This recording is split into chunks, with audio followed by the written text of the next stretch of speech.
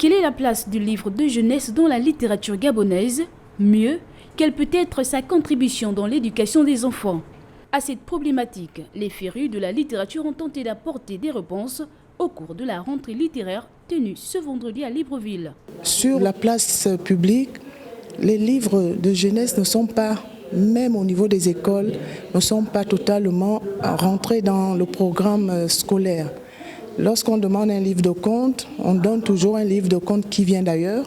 Or, nos contes, nos livres, ce sont nos contes, c'est notre histoire, c'est notre identité, c'est notre culture.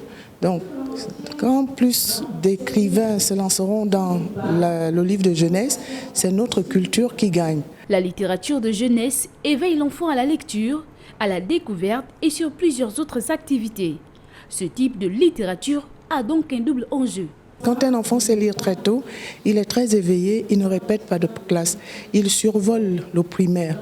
Il y a le jeu des images qui intéresse encore plus l'enfant. Nous travaillons aussi sur la préservation de nos langues.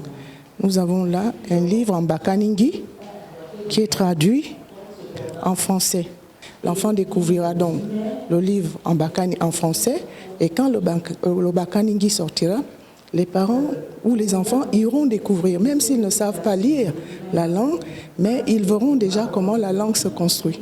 Et puisque les festivités liées à la fête de Noël approchent à grands pas, pourquoi pas penser à offrir d'ores et déjà des livres d'écrivains gabonais à vos enfants pour amener ces derniers à avoir la culture du livre qui est une sorte de transmission de savoir.